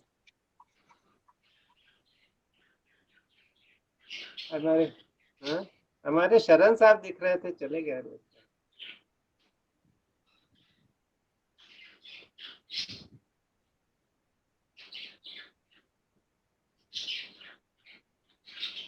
Sharma ji, आज पहली बार आए हैं, कुछ बोलेंगे? नमस्कार. Anything you want to say? You have to unmute yourself. नहीं, आपकी आवाज नहीं आएगी जब तक अनम्यूट नहीं करेंगे. नहीं, बस सर प्रणाम, बस बहुत अच्छा लगा. अच्छा, चलिए, धन्यवाद. Lakshmi, you want to say something?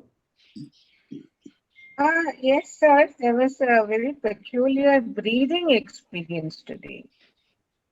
I've been doing a lot of rhythmic breathing, all kinds of varieties of pranayams.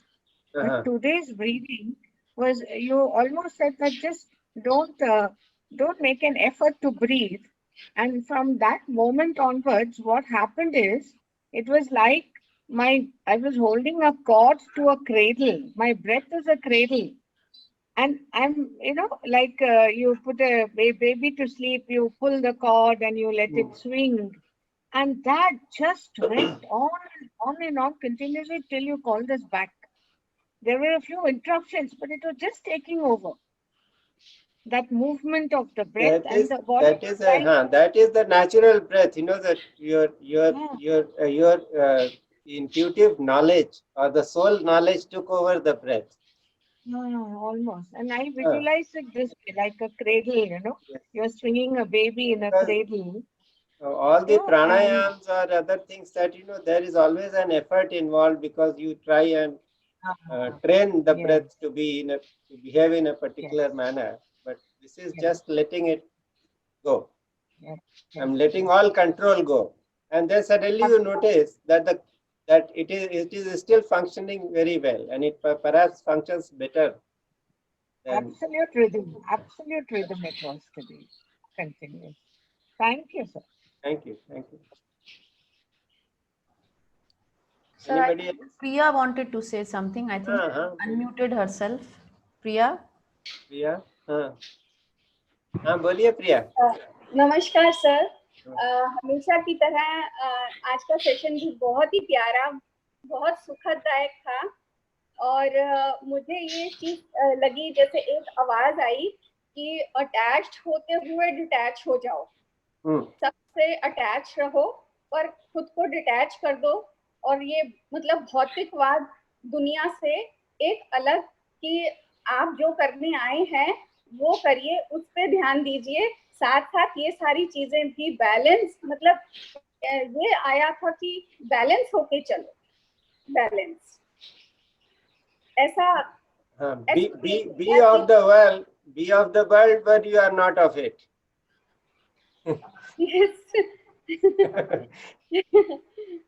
कि बस देखो पर उसमें इन्वॉल्व नहीं हो जाओ, ऐसी फीलिंग आ रही है अंदर से। Thank you so much, sir. Thank you, Priya. Thank you for sharing. So shall we call it a day or anybody else? हमारे Mishra ji.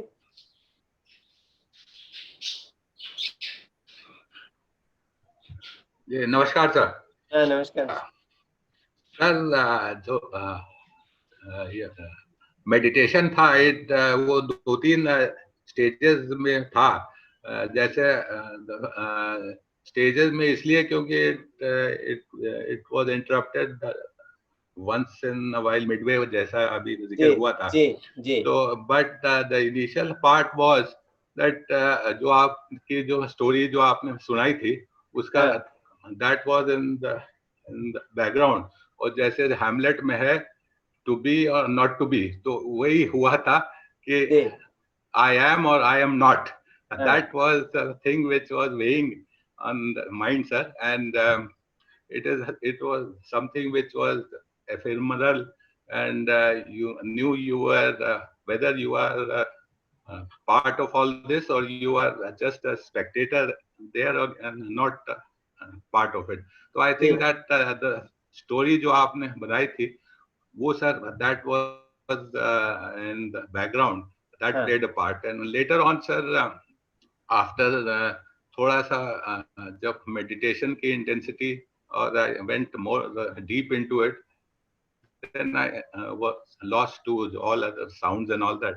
At the end of it, when you spoke, then I woke up, I sort of came out of it. So I think it was a very nice experience. So it was a complete absorption. Yes, sir. Yes, sir. Thank you for sharing. Asha Mehra madam है, madam नमस्ते। आप कुछ बोलेंगे madam? आपको unmute करना पड़ेगा अपना mic.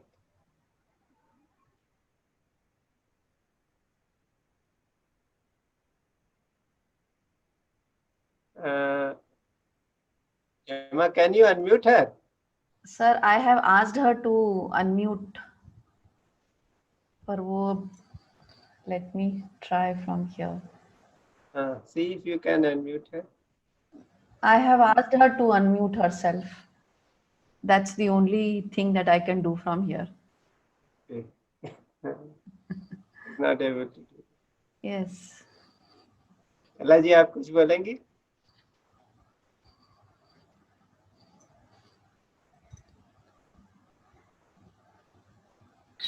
It was nice. I kept on experiencing and listening to the waves, sound of the waves during meditation, as I kept on focusing on my breath. So that kept me very focused on my breath, listening to the sound. It was just one. And while hearing the discussions, I feel कि as a matter of discipline, वो जो disturbance हुई, उसमें unavoidable और avoidable disturbances होते हैं sound के. But today it was the Shakti's so overpowering sort of message कि वो शक्ति ने ही वो आवाज भी लाई for people to experience it. That's what I felt. Thank you. That's a great way to accept it, you know. Because everything happens in existence, everything is happening because of some higher reason. True. But at the same time, then coming back to the practical aspects, you do what you can best. Yes, that is true. Yeah. Thank you. भाई साहब आप कुछ बोलेंगे जिस श्रीवास्तव है sir?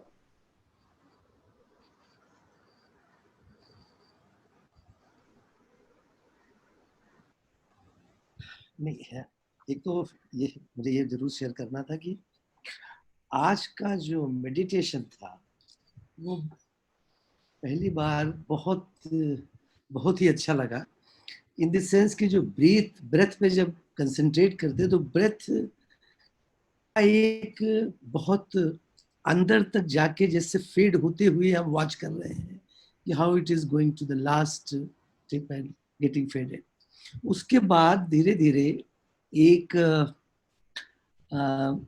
यहाँ हृदय स्थान उस पे एक जैसे कोई कवर कोई चीज ले रही है और gradually some I am feeling the weight over it for a very long time and this lasted till almost the end, but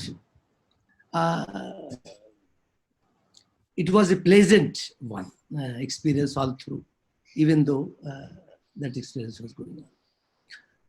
और दूसरा ये कि जो आज ने आपने इसका जो विश्लेषण किया, ये जो तुरीय स्थिति का बहुत इतने सरल और सहज शब्दों में किया कि बहुत ही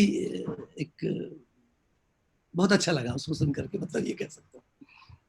असलियत ये भाई साहब कि मैंने सोचा कुछ और था करेंगे, वो बीच में बदल गया, तो हमारे हाथ में भी नहीं है कि क्या हो रहा है।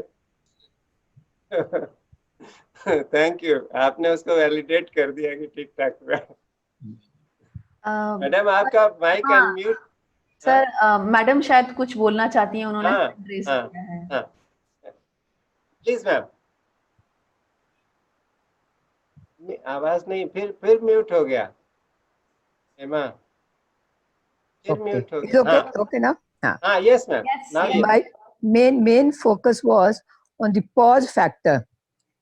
Whatever you do, take a pause and everything will be all right. Because then you don't get involved in the problems, and you steer of them. You stay clear, and that was really good to the way you. Then that helps you to witness. Otherwise, you merely keep on seeing that you witness, but you really can't do it. You get involved. But the moment you take a pause and you feel this is not a reality, this is only a dream, so automatically you start keeping quiet, and you may react later, and that reaction later may be a much mellowed reaction, or it may just dissolve. You may not react at all. I have been trying this by chance, my own self in the morning while doing my work. There was a little tension, not with me, but with somebody else. And I was thinking, supposing I was there, I would say, what do I have to do with it? You know, something like that. So this factor of pause is a very, very important lesson. And it's not difficult to implement. As you said in your own experience with your senior, not only you benefited, but the other person also gets some time to think over what he or she has said and whether that was the correct thing to do. That I found was very, very important lesson in today's meditation. And the actual meditation, it was very peaceful, and I felt the body opening up right from the toes to the top. And I didn't feel like coming out, although as people said, there was some disturbance, there's some noise, but that didn't bother me. That didn't bother me at all, and I kept on. And finally, when you said you may try and come out of it, when I was trying to rub my hands, I found that they were like, no, not my hands. They are something else. I didn't feel like coming out of it. I think that is why when you said also any reaction, anyone who wants to share, you don't feel like speaking for a while. Yes, that is something there. That is why we have some shares on the group. Some people later on share their experiences. Yeah. On For a the while, you just want WhatsApp to. group. Yeah, you just want to drink in what you have Yes, taken. I appreciate that. So, but it was a beautiful experience. लेकिन होता क्या है ma'am कि when people share, everybody gets it. There may be some people who are very new, so they may not be able to. Yeah. Plus the reaction, that the explanation, the clarification can be given there, and others also benefit with that by that clarification. Yes. That is there, of course. Thank you. Thank you so much, ma'am. Thanks to the people who share, because those who don't get the benefit anyway. And thanks so much. I'm looking forward since morning, trying to finish off my job so that I can be on time. And so much. It's great service to us all. Hello. Sir, can I speak? कौन doctor? Yeah. Can I speak? बोलिए ना. Yes. Sir, actually, this is regarding Mungle sir's version about you in front of me, sir. Can I talk like this at this moment, or I should talk to you afterwards? For the first time we met. What he told you.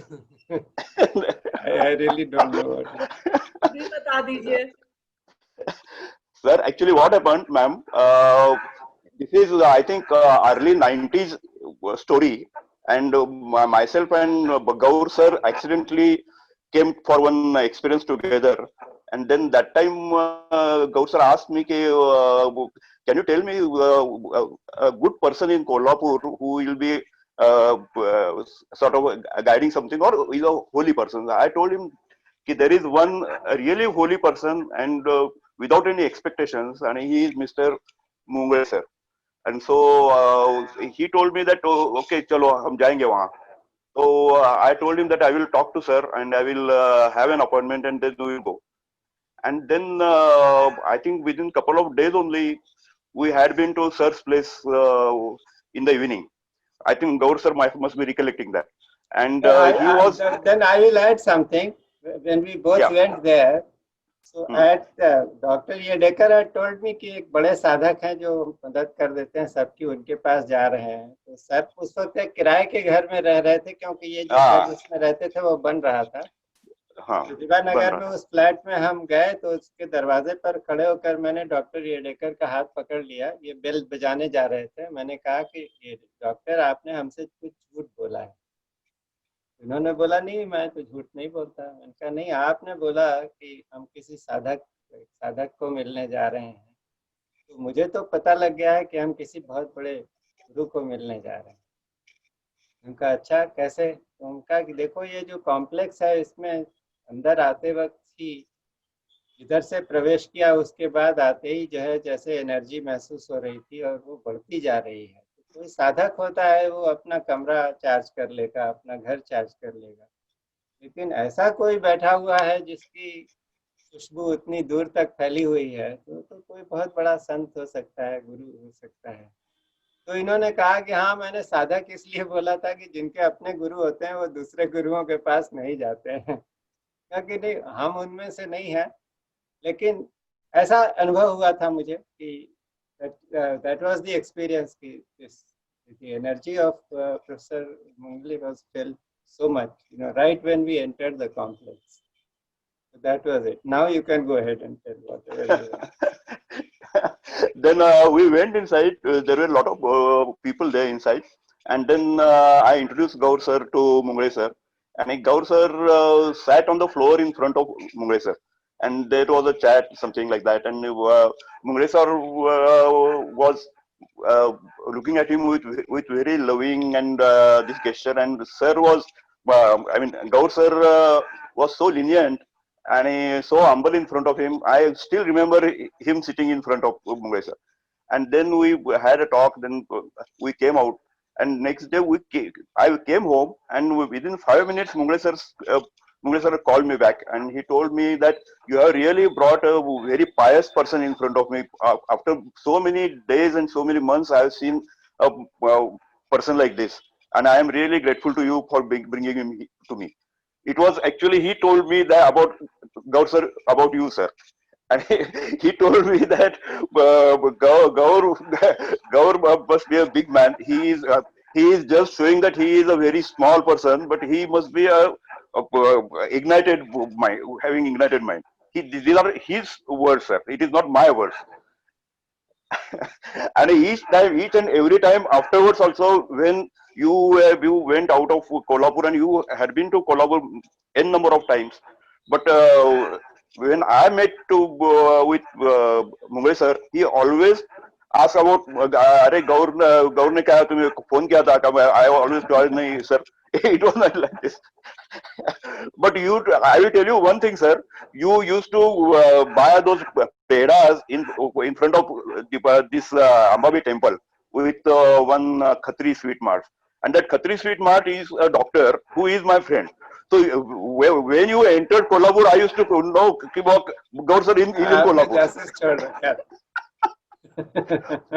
Sir, sir, I will tell you one thing. Mungle sir was out of this world. He was having, I don't think nowadays such type of person will be there in our lives in physical form.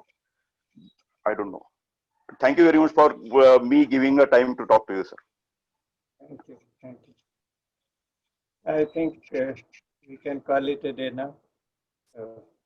हाँ, सुमन wants to say something. हाँ. नहीं, मैं यही कहना चाह रही हूँ, जब भी हम लोग जाते हैं आपकी चर्चा हुए बिना तो पूरा नहीं होता था, और इनसे हमेशा कहते थे गौर साहब जैसे लोग आजकल होते कहाँ हैं. So many times he said. अभी मैं बताता हूँ कि सर ने मुझे क्या बोला था.